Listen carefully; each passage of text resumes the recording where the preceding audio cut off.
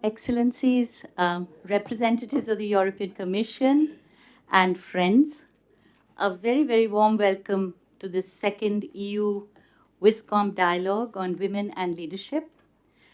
This is indeed a forum with a difference. It facilitates a series of inclusive conversations, women-led, to explore avenues for purposive collaborative action around issues of security, foreign policy, diplomacy, development, and the other several issues at stake for today's world, foregrounding equality and justice in the best traditions of democracy. Our first dialogue focused on women in diplomacy and touched on the changing contours of diplomacy in this century. It largely drew on the experience of those in the track 1 and track 1.5 space in national and international arenas, with a special emphasis on the experience of global multilateral institutions.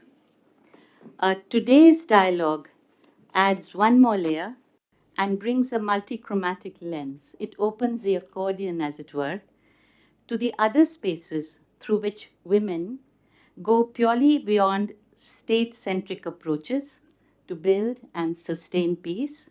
In fact, the whole continuum of peace building, from the local to the international. It also involves, I think, taking on board the conceptual framework of the multi-track diplomacy approach, a framework that was developed sometime in the early 90s that recognized the role of different sectors and constituencies in peace-building efforts, even beyond track 2, and included the media, education, faith-based organizations, grassroots movements, youth groups, business constituencies, women's organizations, that all of them could be enlisted in some manner cohesively to create this tapestry of alternatives that sustain cultures of peace. Today, of course, the words public diplomacy and cultural diplomacy, which the EU is increasingly getting engaged with, have gained increasing currency as an ingredient of soft power, or shall I say smart power. MTD, however, coined in 1991, as I said, is a conceptual way to view the processes of international peacemaking as a living system that looks at the web of interconnected activities. It includes, as I said, training and education as well. As WISCOMP, which is an acronym for Women in Security, Conflict Management and Peace, although it sounds like an American corporation in its acronym, it enters its 25th year in 2024, and we look back on our journey. We also bring up on our screens with some satisfaction that we were amongst the first women's groups in South Asia to focus on what today has come to be recognized as the WPS, or the Women, Peace and Security Agenda, even before its formal adoption at UNSCR 1325. And here I would say we drew a great deal of inspiration from the efforts of Ambassador Lakshmi Puri. Our work to amplify the voices and facilitate the leadership of women in international relations, track 2 processes, and peace building brought us in contact with a sizable number of women's groups who were working at the grassroots to cement relationships between communities fractured by conflict. They were working to build solidarities across borders and boundaries within the region, and above all, also connecting with international efforts to reclaim voice and reclaim agency at the high tables where negotiations and decisions that impacted their lives were being taken in significant ways. And they were made very often without their concurrence or even knowledge, and certainly without their participation.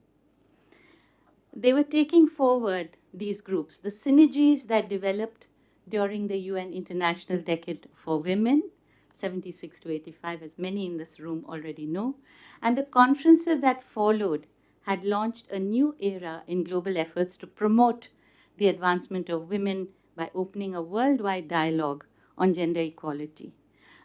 Things had actually already begun to change owing to the efforts of several feminist IR scholars, many of whom the young scholars around this table would know, and the normative international frameworks and instruments that emanated from CEDAW and the exhortations at the UN conferences on the status of women in Mexico, Rio, Copenhagen, and Beijing, of course. But above all, also the landmark UNSCR Resolution 1325 plus, with its attended 10 resolutions, mandating the participation of women in all negotiations on peace and security, and providing the impetus to what is called the WPS or the GPS agenda, with its 4 pillars of participation, protection, prevention, and recovery and relief. I hope I'm okay with the data. But it also emerged that well before 1325, and our interactions with women at what they call the grassroots, like my friend here, Patricia Mukim, that women's movements in the global south were already mobilizing around issues of human security, although much of that work remained largely invisibilized in the meta-narratives on national security. They were already making the link between issues of gender security and development that were much later reflected in the SDGs. They found a resonance there. And may I add here that Indian women, especially those among the 15 who were members of our Constituent Assembly, in fact, the founding mothers, if you will, of the Indian Constitution, active in the independence movement, were already in the 1940s participating at the UN commissions and also engaged in international diplomacy. Whether it was a Vijay Lakshmi Pandit or a Hansa Mehta or a Begum Hamid Ali, Lakshmi and Menon, several of them, they were substantially also impacting the deliberations and their outcomes at the international level. An example, a very striking example that's often referred to was the shaping and the reshaping of the Universal Declaration of Human Rights to make it inclusive and gender sensitive. Hansa Mehta had intervened and almost forced Eleanor Roosevelt to substitute the word all men are equal to all human beings are equal. Today, we all know that the world is embattled as never before. Violent conflict is fast becoming the new normal. Palestine, Ukraine, Afghanistan, Sudan, the Congo, you name it, and also closer home, within and between states in our own region. And in most other areas, a sort of interregnum between conflicts exists, at most a kind of negative peace. The positive peace envisioned by a Johann Galtung or a John Paul Lederach seems really like a distant dream. In theater after theater of conflict, the normative underpinnings of international humanitarian law are being transgressed blatantly on an almost daily basis, and the ability of the UN itself to being a moral and political conscience to bear on events is under severe strain, to put it euphemistically. And the new markers of the global landscape are a significant increase in arms trade and military expenditure, a worrying increase in the number of armed conflicts, 56 state-based and 72 non-state. The absolute levels of military expenditure has increased, with largest increases in China, the United States, and India. The sophistication, and I use that with a question mark, in smart weapons, stealth weapons powered by AI, the increasing legitimacy being accorded to weaponization and cultures of militarism, unprecedented levels of forced displacement. I think the UNHCR Global Trends reports that at the end of 2022, there were 108.4 million people worldwide who were forcibly displaced on account of either persecution, violence, human rights violations, and so on. And to add to this, today there's the 1.5 million from Palestine. In addition, the increased legitimacy to populist, almost jingoist politics and governments of the right, and the imperviousness to civil liberties even in electoral democracies. To add to this brew, of course, are the additional challenges of climate change, terrorism, and the deleterious impact of AI and social media, much of which is still unfolding before us in frightening ways. All in all, a rapid normalization of violence, both overt and structural. The startling statistics with graphs are there in our concept note, so I will not recount them. In some, they appear like a litany of assaults on human dignity and security. And the most affected populations, and mostly on the run, population on the move, are women and children. And to speak of peace, and that too, women building peace, sounds almost like an oxymoron today, or at best a pipe dream. But can we give up? Can all of us give up on the audacity of hope? Because I think, as Gorky said, the madness of daring is the wisdom of life.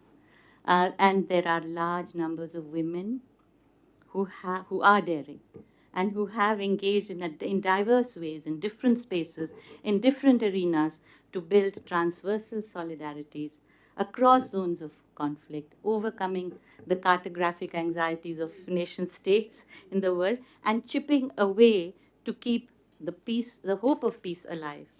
I'm, of course, extremely aware or deeply conscious that the word woman is itself is not an unproblematic category. It's not homogeneous in any way.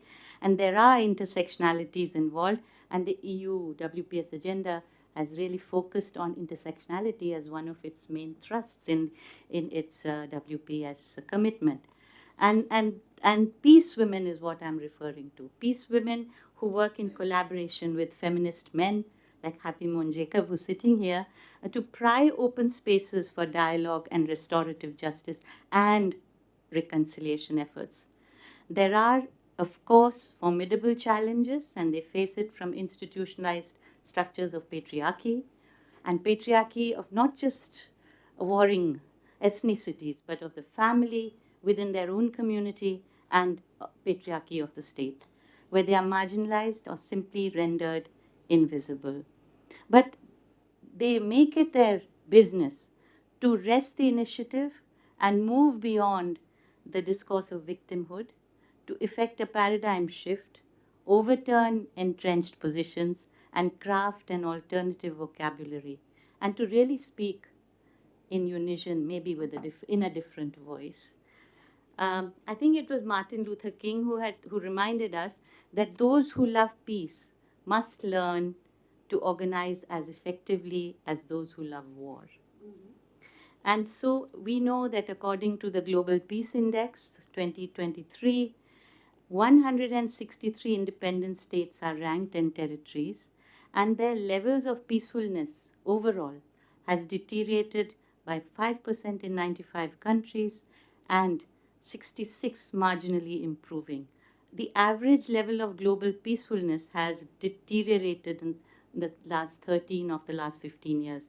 And even then, even from a purely economistic perspective, the economic impact of violence on the global economy in 2022 was at $17.5 trillion in purchasing power parity, equivalent to 12.9% of the world's GDP, or roughly $2,200 per person. So it was important, therefore, today to amplify the counter narratives, the vigils, the solidarity marches, the ongoing engagements of courageous, conscientious world citizens that stand up for peace with justice and in their chosen spheres of work, and those spheres vary.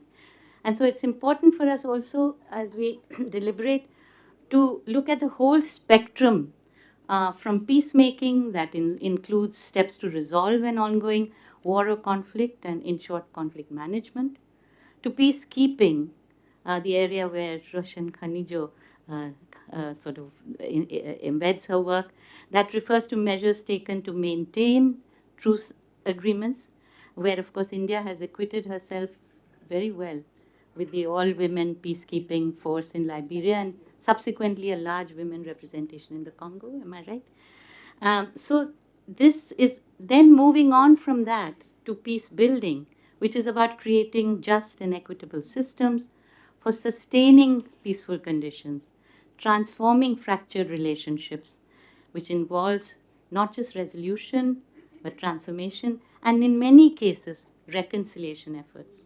So, a positive peace framework, as a young peace builder and interfaith researcher, Urmi Chandra had pointed out so evocatively, starts with moral framing.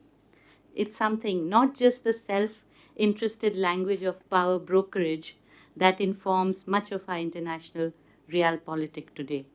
Because mere survival is not peace, she says, just like the absence of disease is not health, it needs adequate nutrition, regular exercise, good mental health, and she also invokes 8 conditional pillars of positive peace, which are articulated very, very effectively by the Institute of Economics and Peace in Australia, which also brings out the Global Peace Index and the Global Terrorism Index, and now increasingly the Ecological Index. And just to see how integrally all these are kind of linked. Many more could be added, of course, to the list that they give you, but we do have the SDG framework, and I'm sure Lakshmi would speak to that, as would many others, with its 17 goals to hold governments and people accountable that can be aligned to one possible direction for peace builders. One possible. So women peace builders are using moral framing, but equally they foreground connectedness that is so central to feminist peace building. Rita Manchanda knows that, relying not only on states but on diverse networks from within society to bring a robust feminist peacefulness to bear on events. But as I said, peace builders, while recognizing structural constraints, are also focused on enabling spaces. My French Mona Dasgupta has written extensively on this, and that is the difference between conflict management and the important first step for building sustainable peace. As we all know, Audre Lorde had said she reminded us that the master's tools can never be used to dismantle the master's house. So we need different tools. We need different, not just different lenses, but different tools. And what are those tools? The EU strategic approach to women, peace, and security is a comprehensive framework that addresses the contemporary challenges of a deteriorating global security landscape with clear action plans, gender initiatives, and defined objectives. The EU positions itself today as a leading advocate for gender equality, peace, and security on the international stage. And by prioritizing women's leadership, rights, and agency, the EU strives, and I quote, to create a more equitable and peaceful world in the face of complex, interconnected global challenges, end quote. The EU aims to increase women's leadership and participation, both in its domestic and in its foreign policy. And many strides have been taken. Under India's presidency, the G20 too did focus on women-led development, seeking to create a world where every woman lives with dignity and has the context and opportunity to thrive, carries the potential to link the erstwhile discrete domains of national security and humane development and peace. And this link, I think, is something that many women peace builders do, don't they, Patricia?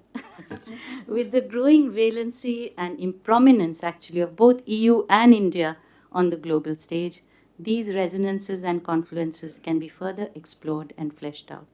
And among the key areas identified for broadening EU engagement, EU India engagement, new forms of association, both formal and informal, can be developed, with women in the forefront of these initiatives that include a rich array of possibilities. I mean, you only have to go to the Joint Declaration to see it covers everything from trade to education to climate change uh, to business, biodiversity, migration, mobility, a whole range of issues, green transition, digital agenda, and global health challenges.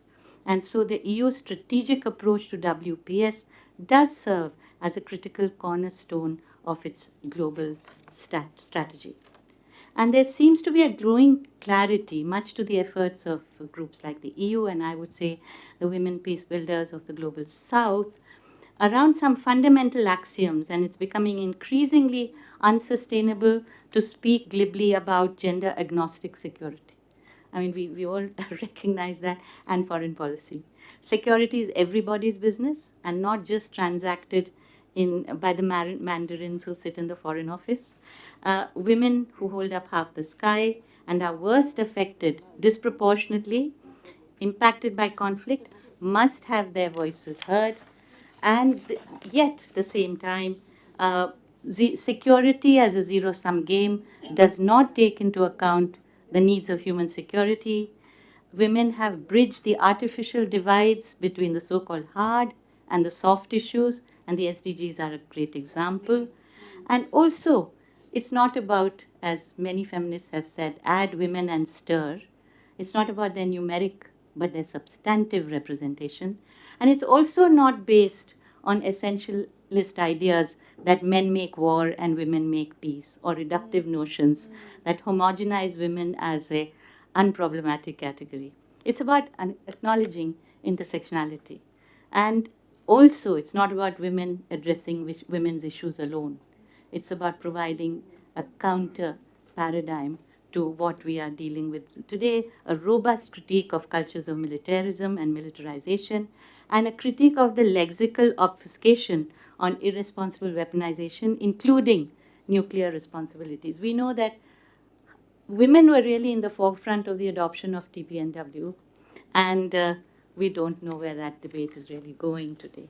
So it's also the WPS agenda, may I submit to you, is about democratization of both security policies and foreign policies, placing them squarely in the arena of debate and dialogue, and being able to capture the heat and dust of the aspirations of ordinary people. But it's also to make despair unconvincing and hope practical. So in all of this, it's vital for us to ensure that sustainable development or peace building do not end up being monologic enterprises, and that get corporatized or involve merely ticking boxes on indicators to size up the charts on a sophisticated neoliberal managerialism. Can women peace builders recover the imagination globally of a plural democracy where practices from the developed world and what is often referred to, sometimes erroneously, as the global south, whose voice India has sought to amplify at the G20, can they coalesce into a sensitive sharing on an array of practices? After all, multicultural societies that grapple with so many challenges, societies like ours, across fault lines of identity, offer a fecund laboratory where many such practices are being refined almost on a daily basis or confronted almost. Our deliberations, it is hoped, will foreground the following questions. Is the largely male space of foreign policy uh, open to a gender lens, changing the way in which strategic issues are framed? Have women diplomats, and many of them are here today, fostered the linkages between grassroots initiatives and international forums? What change can women's inclusion in UN peacekeeping bring about? And what are the challenges? And during situations of violence, how do women build bridges of understanding between warring groups? What techniques and dialogues uh, do they sort of and reconciliation processes do they invoke? And what are the implications of them at the macro level and the changes at the UN and the EU and India as a voice of the global south on issues around WPS? And how can a global compact, what the UN calls our common future, be informed in a manner that alters the global architecture to be more just and inclusive? So today, the new world disorder forces us to rethink our categories. And as scholar Shiv Vishwanathan, who's a favorite among many in this room, has evocatively said, and I quote, "What we need most today is a plurality that can dream new imaginaries, creating a variety of narratives. Perhaps it is time to revive the Gandhian idea of trusteeship, where the sacred and the secular, the global and the local, the cosmopolitan and the indigenous combine, as he says, to create new conversations and more humane ideas of the future. And this is perhaps how women working for peace are opting for the road less traveled. Today, we are privileged to have around the table diplomats, policy experts, scholars, academics, journalists, strategists, and they are here in this non hierarchical space, speaking from their own positionalities, their particular experience and standpoint, both senior as well as younger professionals, all thought leaders. And so we look forward to a very, very rich engagement today.